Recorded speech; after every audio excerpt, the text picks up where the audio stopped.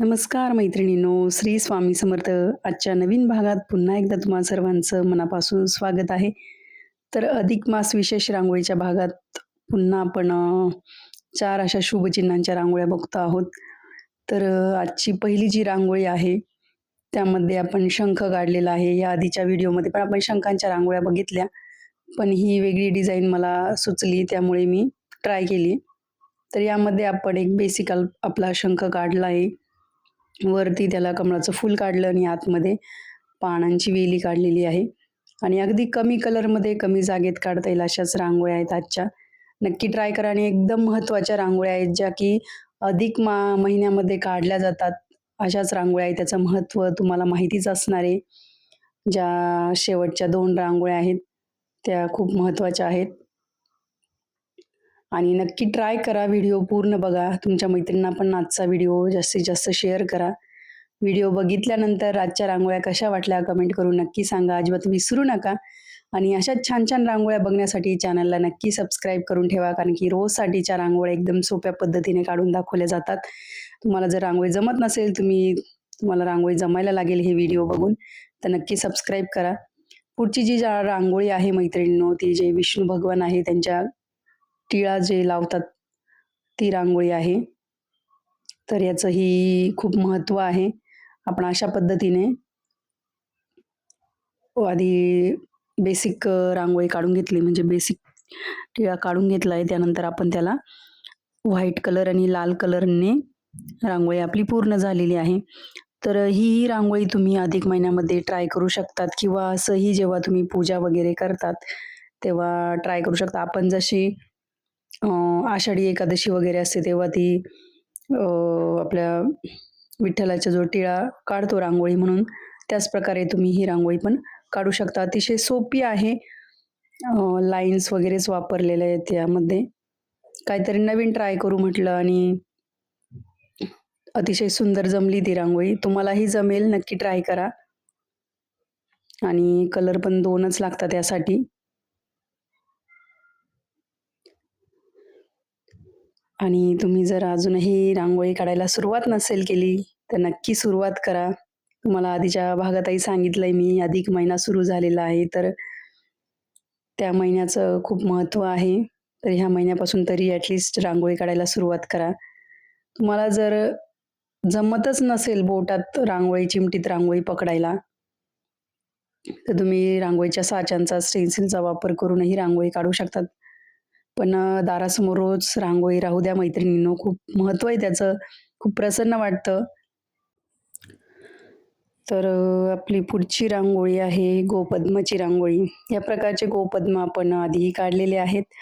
पण यामध्ये जे कलर वगैरे वापरलेत, कलर कॉम्बिनेशन, ते पण नेहमीचंच आहे, पण जरा वेगळ्या ठिकाणी कलर दिलेत आपण. आणि खूप महत्त्वाचं शुभचिन्ह आहे.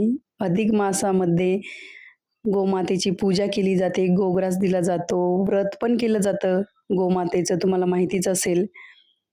आणि त्यामध्ये आपण हे गोपद्म काढले जातात. यापुढची जी रांगोळी आहे 33 गोपद्मांची, त्याचंही महत्त्व तुम्हाला माहितीच असेल. 33 हा आकडा अतिशय महत्त्वाचा आहे अधिक मासमध्ये. जसे की जेव्हा जावयाला आणि लेकीला जेव्हा अधिक मासाचं वाण दिलं जातं, तेव्हाही बघा 33 अनारसे किंवा 33 बत्ताशे दिले जातात. त्याचप्रमाणे गोपद्माचे 33 काढून त्याची पूजा केली जाते. म्हणजे जेवढी मला बेसिक माहिती आहे, तेवढी मी तुम्हाला सांगितलेली आहे. तुम्ही अजून ट्राय करा माहिती मिळवण्यासाठी. तर आपली जी शेवटची रांगोळी बघा, मी तुम्हाला सांगितलं होतं आजच्या भागातल्या रांगोळ्या खूप महत्त्वाच्या आहे. तर थोडी मोठी रांगोळी होती म्हणून मी डायरेक्ट व्हाईट फरशीवर काढली आहे. आपण डायरेक्ट व्हाईट कलरनी पण रांगोळी काढू शकलो असतो. डायरेक्ट म्हणतात ना, की डायरेक्ट हाताने गोपद्म काढू शकलो असतो. पण मी असं थोडी वेगळी पद्धत ट्राय केली आहे. आधी बॅकग्राऊंडला केशरी आणि पिवळा कलर टाकून घेतला आहे चौकोनामध्ये, आयतामध्ये फिलरने. फिलरने रांगोळी टाकली तर ती एकदम प्लेन रांगोळी येते. आणि बघू शकता या टूलने आपण या पद्धतीने गोपद्म काढतोय. पहिली जी लाईन आहे ती 7 गोपद्म काढायचे. आणि त्याच्या वरच्या लाईनमध्ये 6 काढायचे. हे जे टूल आहे तुम्हाला ऑनलाईन पण मिळून जाईल. एवढे दिवस मला त्याचं नाव माहीत नव्हतं मैत्रिणींनो. पण आता कळालंय त्याचं नाव आहे फॉन्डंट टूल किट. मी टॅग करते प्रोडक्ट, म्हणजे इथे व्हिडिओच्या खाली तुम्हाला दिसतील. तुम्हाला जर हे टूल घ्यायचे असेल, तर तुम्ही ऑनलाईन घेऊ शकतात. 6 नंतर डायरेक्ट 2 5-5च्या लाईन काढून घ्यायच्या. नंतर 4ची लाईन, 3, 2 आणि 1 अशा पद्धतीने आपण हे गोपद्म काढलेले आहे. तर तुम्ही जर ही पूजा करत असाल, गोमातेची किंवा व्रत करत असाल, तर तुम्ही तेव्हा ही रांगोळी ट्राय करू शकतात. खूप सोपी आहे.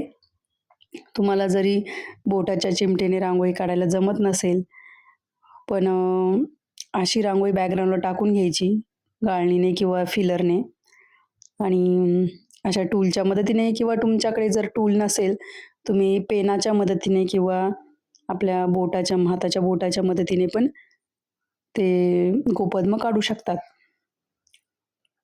वरती आपण श्री लक्ष्मी नारायण प्रसन्न असं नाव काढून घेतलंय. कारण की या महिन्यामध्ये नारायण भगवानांचं जास्त महत्त्व आहे आणि नारायण आले म्हणजे त्यांच्यासोबत लक्ष्मी पण आल्यात. त्यामुळे मी असं नाव काढून घेतलं आणि याला पुन्हा एकदा एक हात म्हणजे हे केलं आहे. पुन्हा एकदा त्याच्यावर व्हाईट कलरने बॉर्डर करून घेतली, म्हणजे ते जरा ब्रॉड दिसायला. आणि दोन्ही साईडला असं स्टेन्सिलच्या मदतीने स्वस्तिक काढून घेतलंय पिवळ्या कलरमध्ये आणि लाल कलरमध्ये. तुम्ही हाताने पण काढू शकतात, काहीच हरकत नाही. किंवा जे दुसरे शुभचिन्ह असतील, जसे की सरस्वतीचं चिन्ह, ओम वगैरे पण तुम्ही काढू शकतात. तसं दोन्ही साईडने आपण असे स्वस्तिक काढून घेतलेत. अतिशय सोपी रांगोळी आहे मैत्रिणींनो. जरी तुम्ही ही व्रत वगैरे करत नसाल, पण अधिक महिन्यात एकदा तरी ही रांगोळी आवर्जून काढा. कारण की खूप महत्त्वाचं आहे हे गोपद्माचे पूजन वगैरे. नक्की ट्राय करा. सोपी आहे. आणि साईडनी मी एक्स्ट्राची डिझाइन ॲड केलेली आहे, थोडी छान दिसावी रांगोळी म्हणून. तुम्ही पण अजून जर काढायची असेल साईडनी रांगोळी तर काढू शकतात. मी त्या बॉटलमध्येच पिवळा आणि व्हाईट कलर मिक्स करून टाकला होता, त्यामुळे असं ऑफ व्हाईट कलर तयार झालाय रांगोळीचा. आणि नंतर आपली नेहमीचीच डिझाइन साईडने काढलेली मी. तर आजच्या रांगोळ्या कशा वाटल्या कमेंट करून नक्की सांगा. 4ही रांगोळ्या खूप सुंदर होत्या. तुम्हाला नक्की जमतील आणि नक्की आवडतील.